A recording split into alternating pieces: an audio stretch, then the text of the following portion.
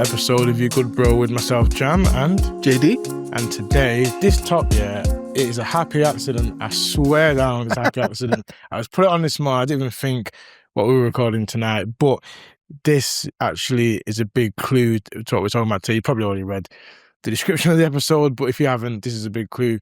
Manchesterism we're talking about today. Andy Burnham obviously recently made his way into number 10 and then made number 10 North. We'll get onto that in a bit. But that's what we're talking about today. We're talking about Andy Burnham, Manchesterism. What is it? Is it good? And what will he do, basically? We don't really normally do politics, but...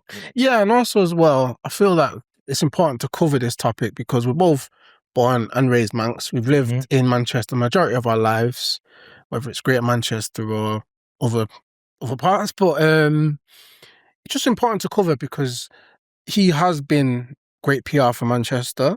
So we're going to go over the Manchesterism term which he's come up with, how Manchester's changed, how we feel Manchester's changed under his tenure as mayor, and like pros and cons of everything. But as we always do, you're good, bro. Yeah, I'm good, bro. I'm actually I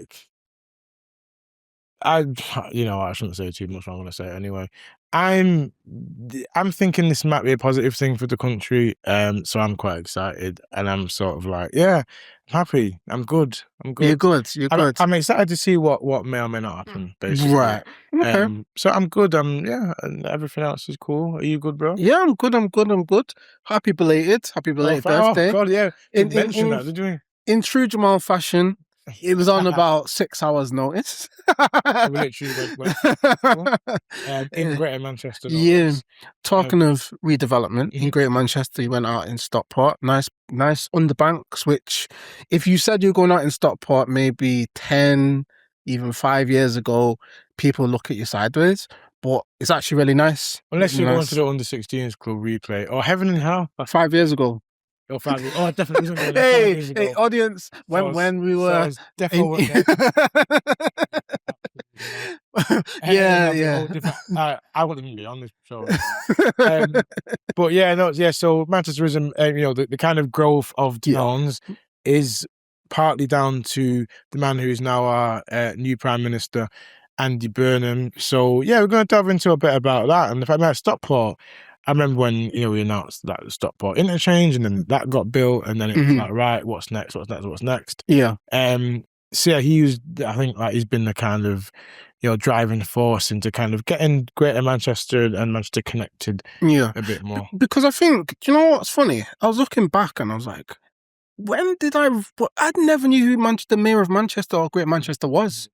And then he came into power around 2017, which is, so I moved back to the UK around the end of 2017, and it was an unfortunate event which happened around then. We've talked about in our early episodes. If you do listen back around the bombing, the unfortunate terrorist attacks at Manchester Arena, which for those audiences, I'm sure our long-term listeners will know. Both me and Jamal worked there, and then there was this figure who was there, and it was like. Well, it's the thing because you got the mayor of Manchester and the mayor of Greater Manchester, two very different things. And in fact, the mayor of Manchester, it's totally. I kind of feel almost like the mayor of Manchester. I might be wrong, and I should know this club of journalism. Is more of a kind of ceremonial role, as the mayor of Greater Manchester, a bit actually kind of getting involved, doing stuff, making policies, making change. Not saying that the mayor of Manchester wouldn't want to, but I don't think it's within their power essentially. You've got a council leader who is actually now also running for the mayor of Greater Manchester. Don't know if she will or won't. I don't know, but by the time this is out, we will know if she has or not. That's great. So with Burnham talking about recent and kind of bringing it into the present, he just said that 2017 he became mayor of Greater Manchester. Now he's obviously Prime Minister of the UK, which is a massive, massive leap.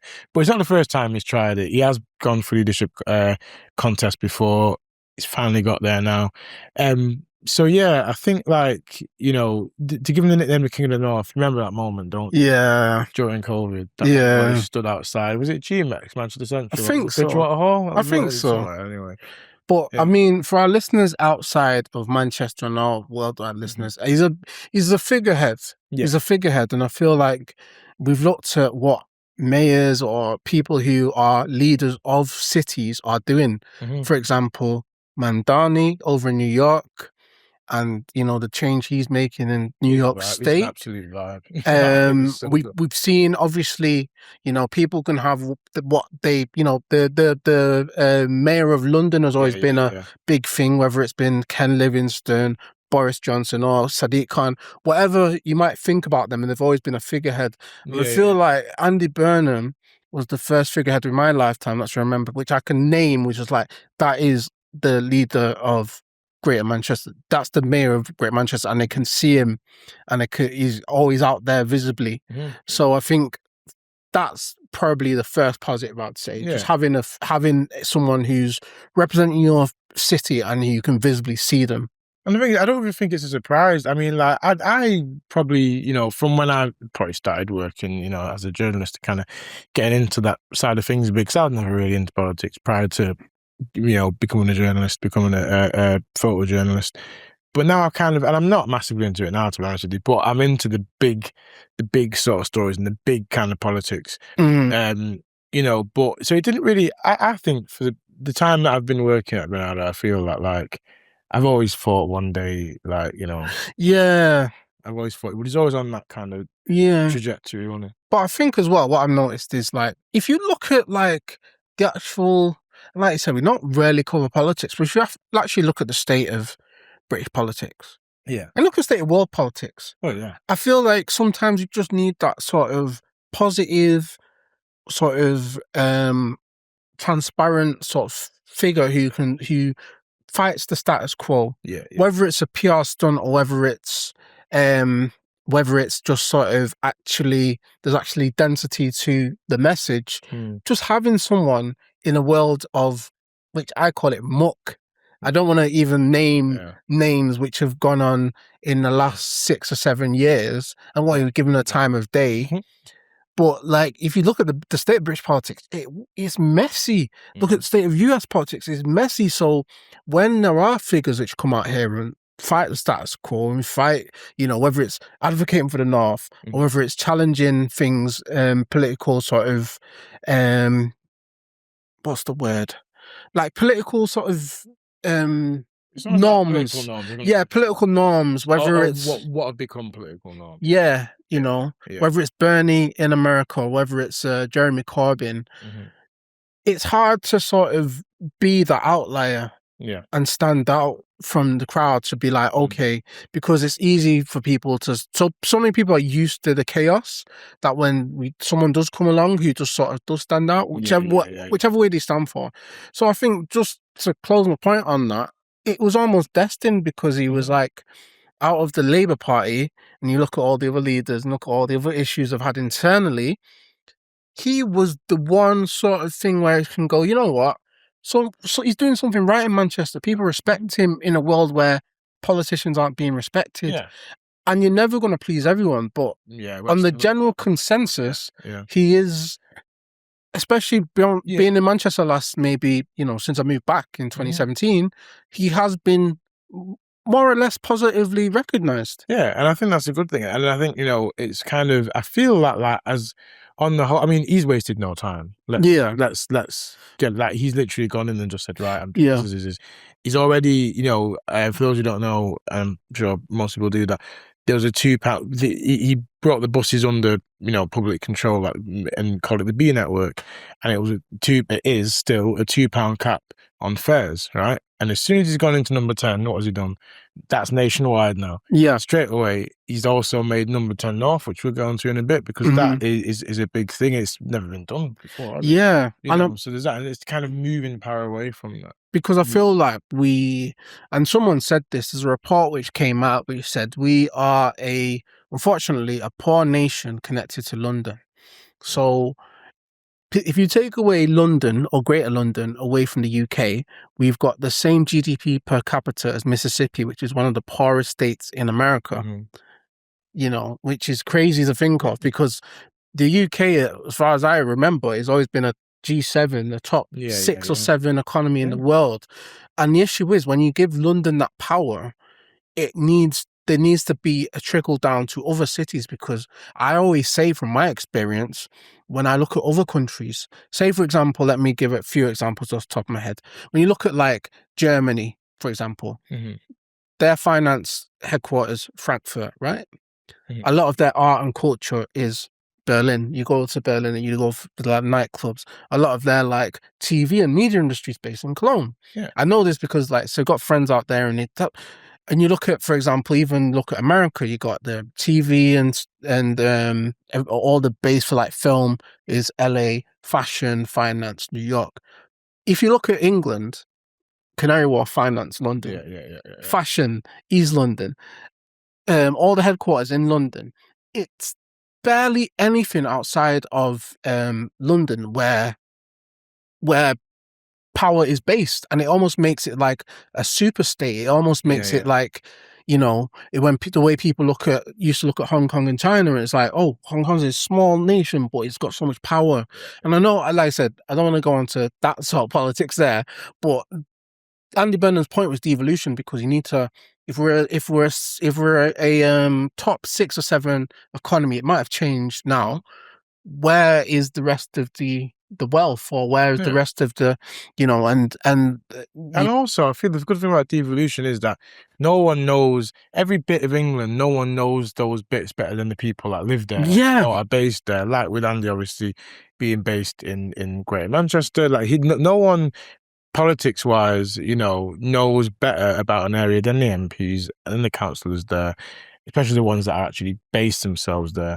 yeah, and So really, to me, it makes sense that why wouldn't they devolve powers? You know what I mean? I think a big example of that, and I think what a lot of people are frustrated about, is a lot of the politicians live in London. Mm. They're based in London, so a lot of the policies and a lot of the finances Yeah, is decided by people in London. yeah, yeah, yeah. So it's like you were saying. I'll give you an example. So shout out all the listeners out in West Yorkshire. There's something which was reported which said Leeds is the biggest city with no mass transit system. That's And they've been pushing for a tram system for years. And there's a report, I can't remember what year it was, but they were pushing for it, they were pushing for it, they were pushing for it. And they did all the checks and they're like, we're going to get it. And that would have been great for the yeah, Leeds economy. And then what happened? The funding got stripped away because the decisions were made down south. yeah.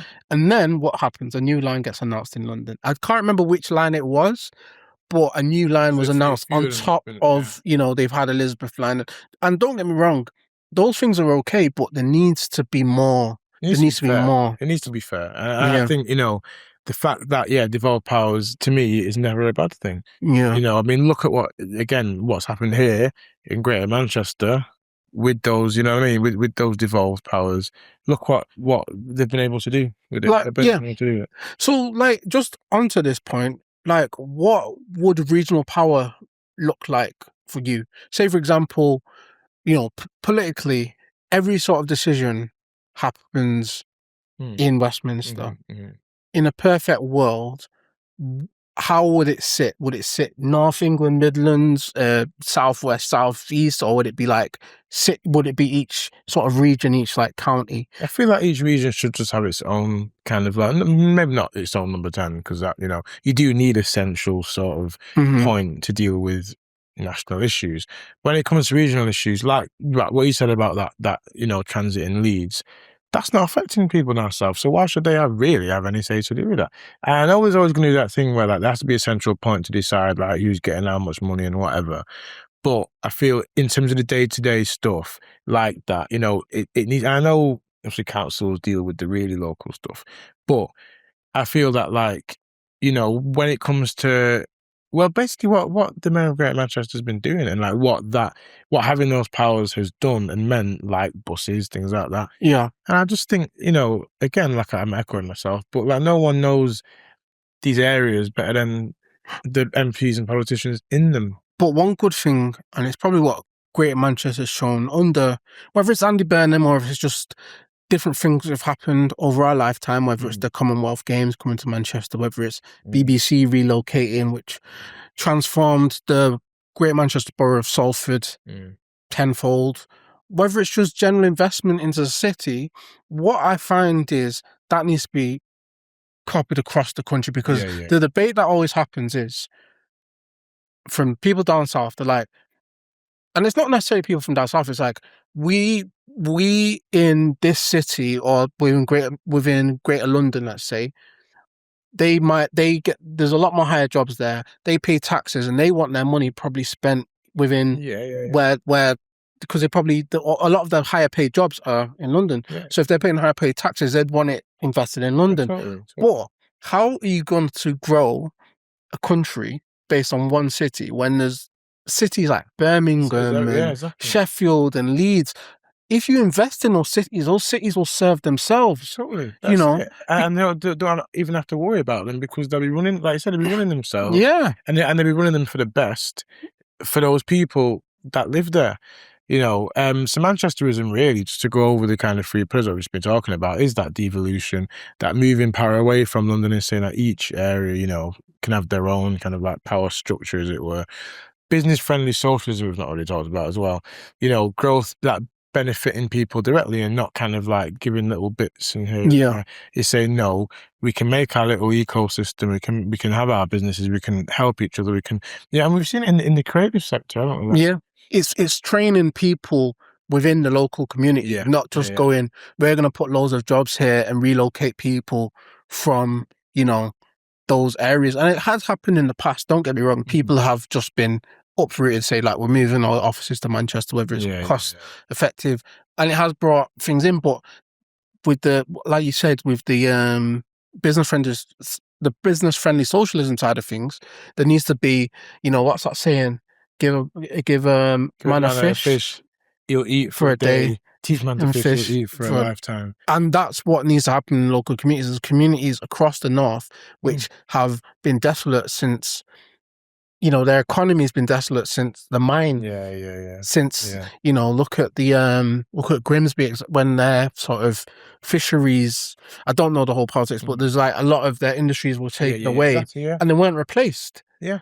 And it's like, that means that people will have to relocate to get the work, but that doesn't benefit their local community. Whereas Exactly. if a bit of the money, say for example, I'm a high paid say for example, Greater London, they have the most highest paid taxpayers and they might cover 25% of all taxpayers in terms of what goes into the pot.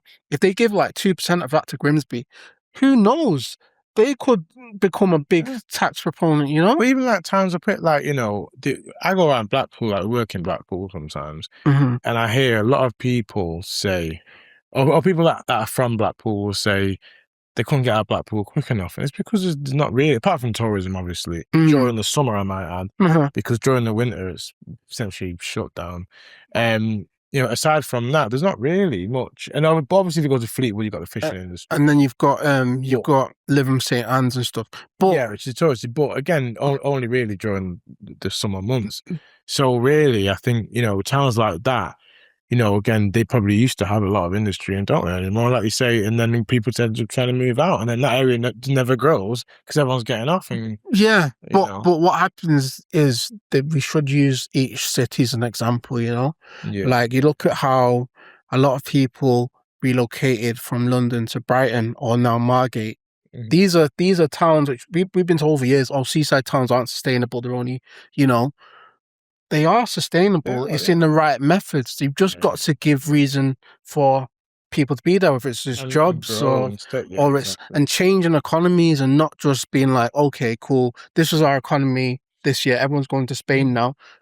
Redevelop the economy. Somewhere like Blackpool is quite an aging population because basically you go, I've been there umpteen times, and apart from the tourists that are on the beach, you've basically got older people who are not working anymore anyway, so they're fine to be there. Do you know what I mean? When it comes to younger people, they don't tend to stick around, unfortunately. So it's never really going to grow. But in terms of growing anyway, we can talk. So how, do we think? What do you think? Do you think Andy Burnham's going to actually change anything? Does he? Because obviously he's done it in Manchester, Greater Manchester.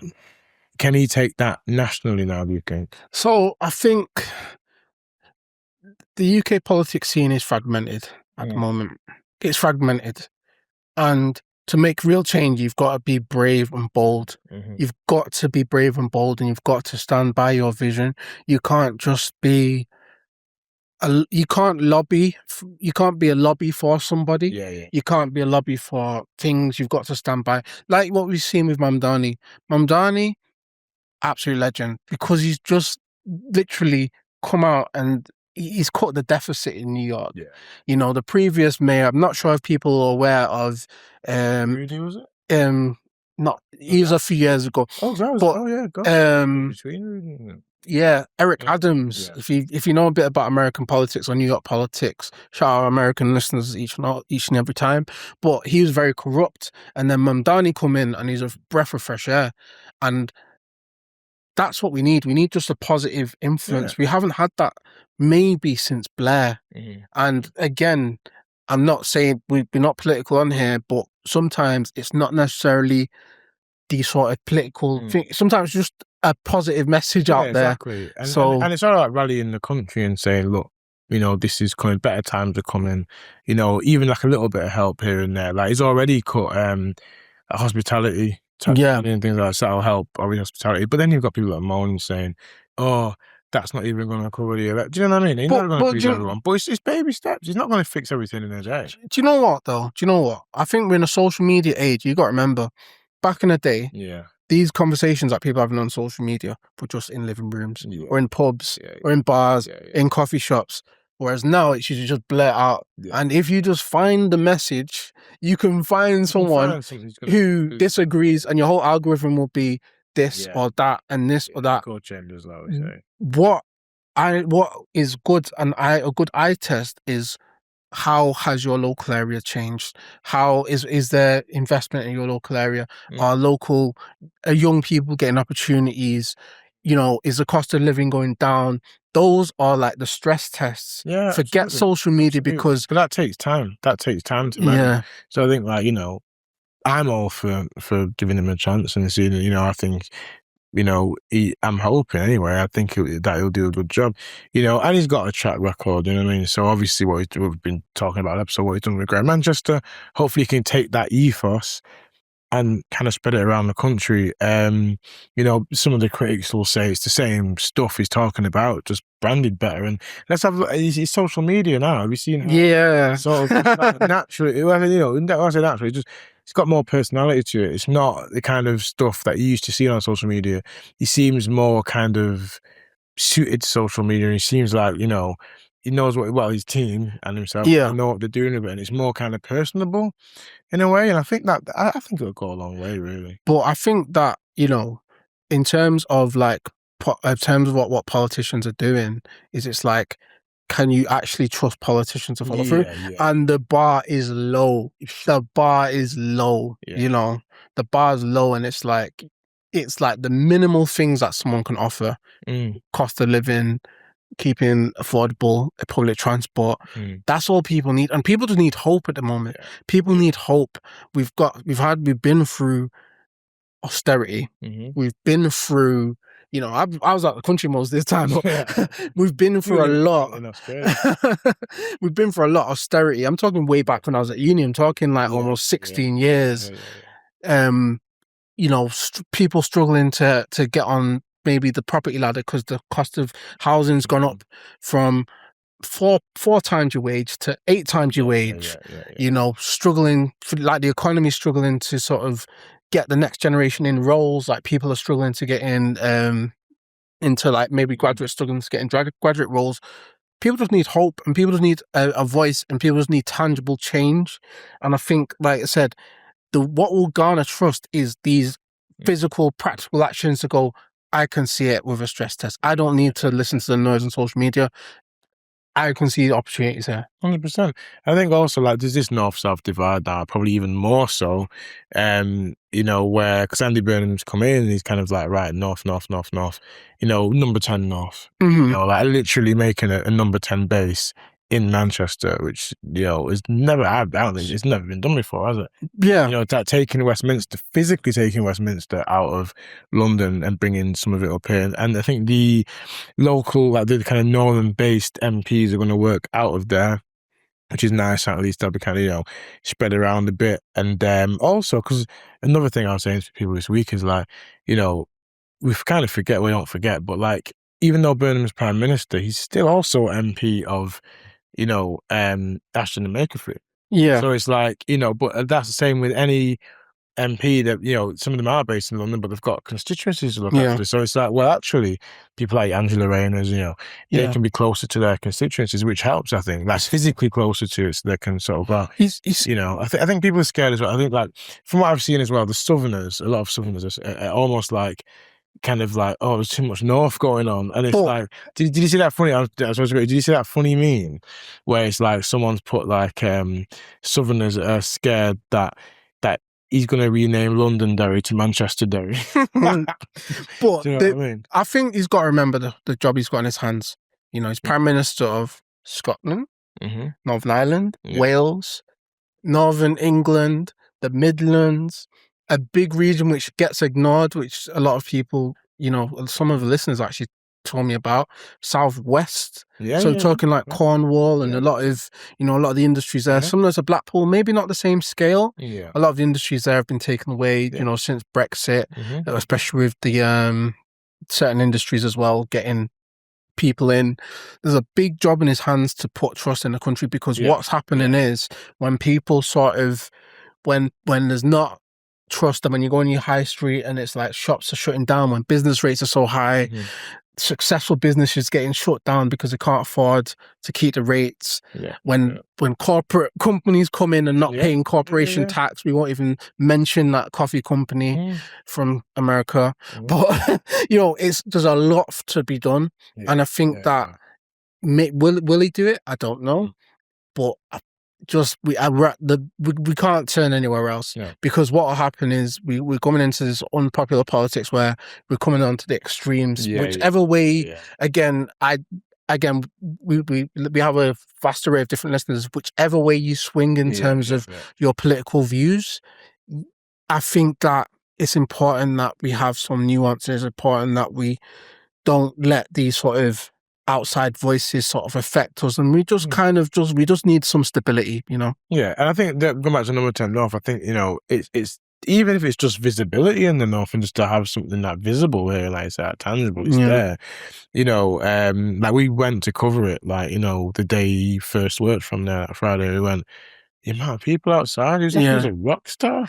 You know what I mean? Like, the amount of people outside just waiting. Like, they were just waiting for him to get a glimpse of him. It was almost like back in the day, where like Mike Tyson was out the Midland, or like Michael Jackson. People were hanging outside waiting just for a glimpse. And it was that kind of feel outside number 10 North. And actually, it kind of gave me a bit of that. But it's funny because, like, he's been in Greater Manchester, he's been here, but now obviously he's Prime Minister. Everyone's like, oh, and dying to get a look at him. Like he wasn't based in Tootle building around the corner for how long. But I like it. It's something about it. And I feel like it's a personality for politics. I think a lot of politics, a lot of the time, lacks personality. I think it's just like carbon copy of each other. Right? I think the personality helps. And I think he's just someone with a bit of like they don't mince the words too much. I don't think he minces words too much, and I think he keeps it very sort of he's very on brand for what he is.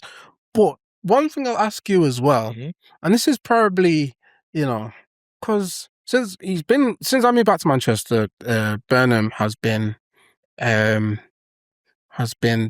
Great Manchester Mayor up until recently, obviously Prime Minister. How has Manchester changed for you? Because I've probably got a million different answers to this. Well, I think it's changed in terms of, well, obviously we spoke about the obvious things, the B network, things like that. I sort of feel that it's kind of got more of an identity. And Manchester's always had an identity, but I kind of feel like the identity has like come to the fore a bit more, especially because he was, right after the arena attack and stuff. I feel that like, obviously with the B being a thing, like the B's always been a symbol of Manchester, but it's come out since then. It really came out, and people are like, "Oh yeah, that's our symbol." Like I've got it tattooed. There, like plenty of Manx have it tattooed, or plenty of people that see Manchester as their second home or adopted home. They love the B. I think that's sort of like, and even the phrase like Manchesterism, it goes to show that like it's that identity, and I think like we've sort of like got that. that sort of swagger almost. Like if I go down to London now, I'm like, I really feel mank. I feel overly mank when I'm in Yeah. London. And I kind of feel like, and that's not, that's not just down to Burn, that's down to, but I think around the time that he's been here and banging the drum for the North constantly, like I said before, when he was outside, I think it was Bridgewater Hall, and he made that speech, and that was the King of the North speech, and basically saying, really challenging the government and saying, hold on a minute, like you're trying to put us in tier 3 measures and not even helping us like with the amount of financial help we need. No, sod that. No, we're gonna carry on as we are. And I think like that, to me, really put Manchester as like one of, I don't know, man, just put it there, like literally on the map type thing. And I think now, obviously, we can talk about things like social housing, things like that, and kind of what he's done for that. And I think, well, actually, like, more was done in the city centre than Greater Manchester itself. But, hey ho, whatever, you got to start somewhere. But actually, there are actually more new homes in Manchester than England's other most populated areas. So he's done that. That's a real focus for him, is the social housing. So even that, you're seeing a lot of that. You're seeing a lot of new construction in Manchester. You see all of this investment and all that. So I think it's changed in that way. Yeah. I'd say just like visibly, it's changed for me. Like, I remember moving back to Manchester, and I remember someone saying, "Oh, we're going for a coffee in Ancoats." If you said you went to in the 2010s or the 2000s, Ancoats used to be a retail. It used to be a retail park with disused factories behind, because it used to be a retail park with like Toys R Us, JD Sport Outlet, and maybe a few other shops. Yeah. And then it used to be a bunch of disused warehouses, and then it used to be Sankey's nightclub, which is one of the famous nightclubs. And driving down back behind, and obviously shout out Wingit across the street, but and Rads as well. But that was the most I knew about Ancoats. Now you've got Islington Marina, you've got restaurants which are some of the best restaurants in the country. You've got a thriving nightlife. I walked around there, I think it was like, must have been like 2018. I walked around there thinking, wow, this investment's crazy. This, now we've got a new arena which hosts the Brit Awards and the Mobile Awards. And he was a big advocate for the Mobile Awards. He actually, shout out our good friends at Black Creative Trailblazers. They co-hosted the opening event for the Mobile Fringe the week before the Mobiles, and Andy Burnham was there and attended. So I think how Manchester's changed is every other friend I've got in Manchester is not from here, and they've relocated here. And what I feel it's changed in is it's whether it's Andy Burnham's PR, whether it's just advocating for like investment, it's changed because it's a lot more busy. It's a lot more active. Like, a lot more people live in the city now. The city centre. I think approximately 60,000 live in the city centre.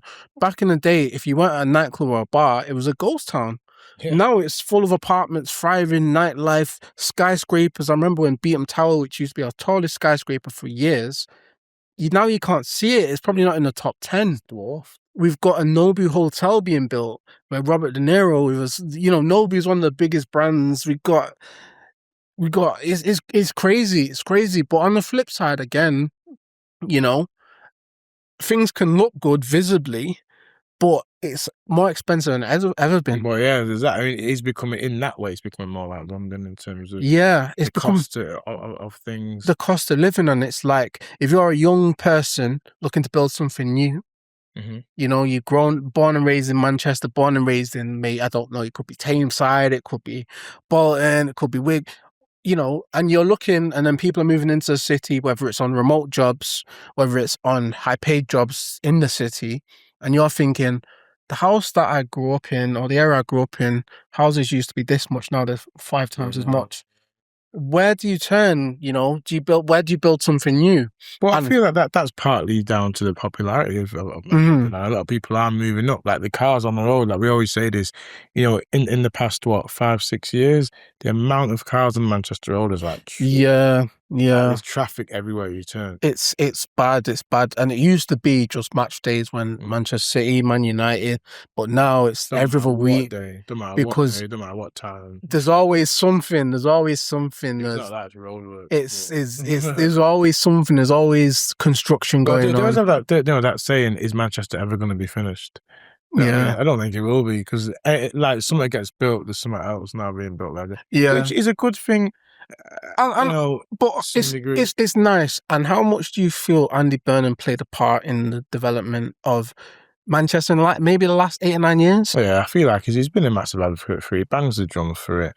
He makes, he works with people to get the investments and things like that. So I think a massive part, a huge part. Like he Yeah. has to, he's the mayor of Greater Manchester, so he's the kind of key sort of figure when it comes to that. So, and again, his kind of the way he is, his personality, and it's rubbed off on Liverpool. We've also got the mayor of Liverpool Although, City region, yeah. Steve Rotherham, who kind of, I almost feel like, he's kind of I'm not really copying Andy Burnham, but he sort of like looks to Andy Burnham and like, oh, and he'll but then it can be the other way around as well, But where Andy Burnham. yeah, So I think it's a nice little sort of and synergy they've got there. one closing question. Mm-hmm. Although he wasn't technically born in Manchester, Andy Burnham, do you feel like having like one of our own, whether it's his adoptive home of Greater Manchester or whether, however you want to see it, do you think having one of our own as Prime Minister changes the way you feel about Greater Manchester or Manchester as a city, even one bit? It changes, it changes the way I think about the future of the city. I think, we'll definitely get a lot more of a look in. Like even, the G20 summit next year is rumoured to be in Manchester. So I think we'll get a lot more opportunity, not saying that I want to go G20 summit, whatever. But in general, we'll get a lot more opportunity, a lot more investment, a lot more, but what he has to be careful of is to not just do that and then the rest of the country. Yeah. He's gotta still be even and equal. Because the one thing we don't want to become is we don't want to become London 2.0. And that is one thing that Manchester's proud of. Manchester's proud of, like, we have a staunch history of kind of acceptance and, we say the same, we do things differently here. But at the same time, as we always say, if our city wins, everyone wins. It's not just about us. It's about Liverpool. It's about Leeds. It's about Bristol. It's about Sheffield getting to their opportunities because we have a big 65 million people. We have also, if you count Scotland as well, there needs a lot of investment. There needs a lot of things where we can kind of go, you know what? Let's go on a weekend here. Let's go on a weekend there because it's not. There's more to the UK than London, but part of that is just having PR to show what else we offer as a country. Yeah, totally. But that's a good place to end it. I mean, good luck to Andy Burnham. Hopefully, we can sort of put the country back going the right way again. But yeah, I enjoyed the discussion. I enjoyed talking about Manchester anyway in general. Yeah. So I think it's just a topic that, we were actually discussing a few days ago, just having a chat, and we're like, what, this would be a great podcast episode. We're both born and raised Manx, South Manx as well. The best the best part of Manchester. Don't debate me with that. And I just think it's just important to have this chat because we've seen the city go through its ups and downs in the 30 or so years we've born and raised here, the majority of life we lived here. So it's a great conversation, bro. So it might have sounded like a love letter to Manchester. That's exactly what it was. So yeah, but that's been You Good Bro for this week. And as ever, you can catch us next week. Go back and have a listen to some of the older episodes. We're almost on 100. Almost on 100. We're on the home stretch now to 100. But there's plenty of different topics and everything and things we've been chatting about for the past 2 years. So have a look. Tell a friend, tell a friend. If there's anything interesting you think somebody will like, any topic you think someone will like, send it on. And do comment and do get in touch with us as well. Yeah. We'd like to hear from you. Yeah. We've had a lot of interest from guests, so thanks for everyone reaching out. And also, as we come to episode 100, one thing from me is give a shout out to one of your favorite episodes. That would be something we might cover as we surpass the 100th episode. Just going through some of our listeners' favorite episodes. If any episodes have like touched you, or any episodes have sort of made you think, or any guests which have made sort of you've enjoyed, give us a shout. drop us a DM and we'll certainly cover that in the coming We weeks. might even get a best of episode again as a bonus. So yeah, thanks again for listening this week. Please join us again next week. And that has been You Good Bro for this week. So thanks for listening and watching. Peace.